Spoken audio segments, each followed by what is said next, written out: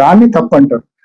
నేను మాట్లాడిన ఏ మాటలు కూడా, నేను మొన్న మీటింగ్ లో కొంచెం ఆవేశంగా నేను మాట్లాడిండొచ్చు. ఆయన జగన్మోహన్ రెడ్డి గారి గురించి తప్పుగా మాట్లాడాడు కాబట్టి నేను ఆవేశంగా మాట్లాడినా. కానీ నేను ఆలోచన లేకుండా అయితే మాట్లాడలేదు. నేను సంపూర్ణమైన ఆలోచనతోనే వాస్తవాలతోనే మాట్లాడినా. కాబట్టి ఈ రోజు కొన్ని వాస్తవాలు కూడా మీ ముందు తీసుకొచ్చే కార్యక్రమం నేను చేస్తాను.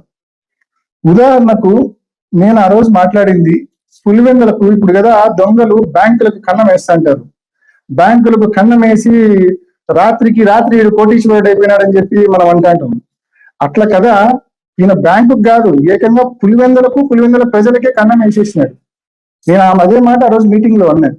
నేను ఊరికి అనలేదే ఆ మాట, నేను వాస్తవంగా విత్ ప్రూఫ్స్ చెప్తా. గురించి మాట్లాడదాం.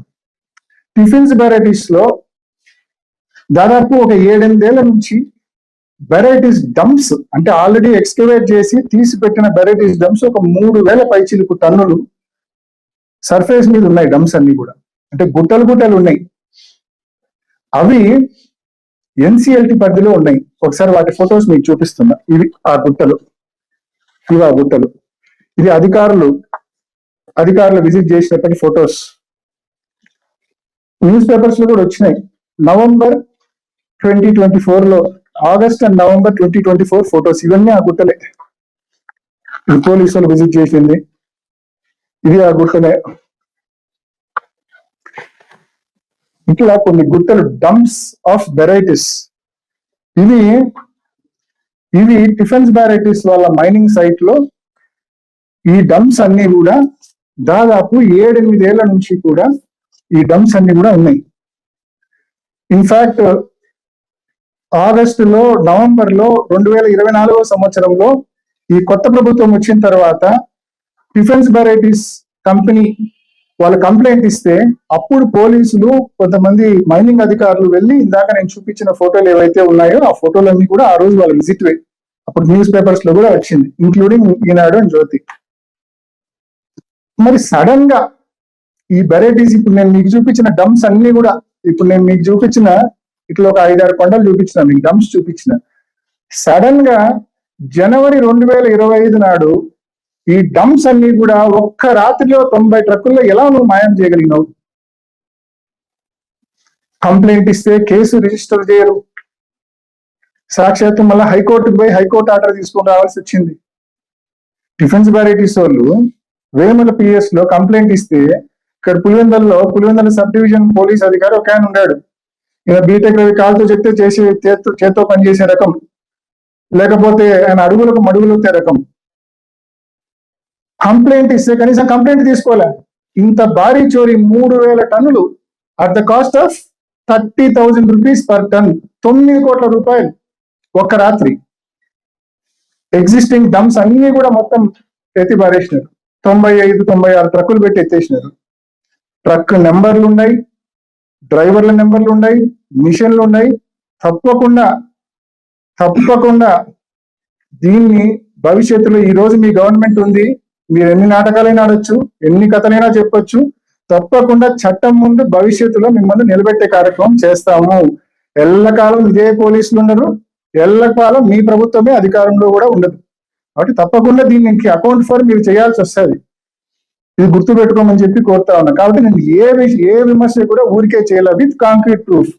నవంబర్ 2024లో ఇంత భారీ డంప్స్ డిఫెన్స్ వెరైటీస్ సైట్ లో ఉన్నవి ఆల్ ఆఫ్ ఏ సడన్ జనవరి 2025లో ఎలా మాయమైతాయి?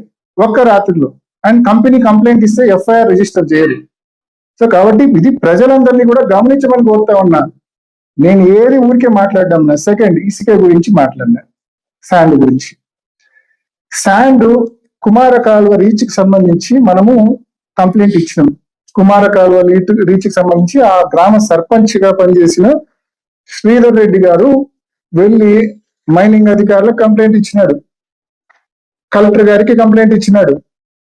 At the same time RTI కింద, సమాచార హక్కు కింద ఒక పిటిషన్ కూడా ఫైల్ చేసినాడు. స్పష్టంగా లాటిట్యూడ్ కోఆర్డినేట్స్ ఇచ్చాం. అసలు ఆ ప్రాంతంలో as per the verification of this office records there is no sand reach in respect of the Kumara Kalva in the said area. అని ఆర్టీఐకి మాకు మన సమాచార హక్కు కింద మనం పెడితే మనకు వచ్చింది. మరి అక్కడ శానిటరీచే లేదన్నప్పుడు ఈ ఫోటోలు ఆడి విత్ లాటిట్యూడ్ అండ్ లాంగిట్యూడ్, ఈ ఫోటోలు ఆడి ట్రక్కులు విత్ లాటిట్యూడ్ అండ్ లాంగిట్యూడ్, ట్రక్కుల్లో మిషన్ తో ట్రక్కుల్లోకి లోడ్, ఈ శాండ్ కూడా ఈ ట్రక్కుల్లో ఎక్కడికి పోతానో కూడా నా దగ్గర ఆధారాలు ఉన్నాయి. కాబట్టి ఖచ్చితంగా చట్టం ముందు నిలబెట్టే కార్యక్రమం చేస్తాము. దీనికంతా అకౌంట్ ఫర్ చేయాలి. ఇంతేకాదు, నిన్న మొన్నటి దాకా కొత్త సిఐ వచ్చేంత వరకు కూడా పులివెందుల్లో కూడా ఇష్టం వచ్చినట్టు జూదం నడిచింది. కొత్త సిఐ వచ్చినాక కంట్రోల్లోకి తెచ్చినాడు జూదాన్ని. అదేవిధంగా టౌన్ లో కంట్రోల్ అయింది, కానీ టౌన్ బయట రూరల్ పులివెందులలో విచ్చలవిడిగా జూదం నడుస్తుంది. సింహాద్రిపురంలో, కసుమూరులో, రూరల్లో ఉన్న పల్లెలు విపరీతంగా జూదం నడుస్తుంది. ఏ లెవెల్లో అంటే ప్రజల జోబులు ఖాళీ అయ్యి అసలు ఇంకా వాళ్ళకి డబ్బులన్నీ ఖాళీ చేసుకొని తప్పుడు మార్గాల్లో పోయేంత ఘోరంగా పూర్తిగా ఈ మాదిరి మీరు ప్రజల జోబులు ఖాళీ చేసే కార్యక్రమం చేస్తున్నారు. పోనీ 2025 సంక్రాంతికి ముగ్గురాయి అంతా రాత్రి డంప్ తీసినారు. ఆ తర్వాతైనా పోనీ ఖాళీగా ఉన్నారా? అక్కడికైనా మీకు కడుపు నిండిందా? నిండలే.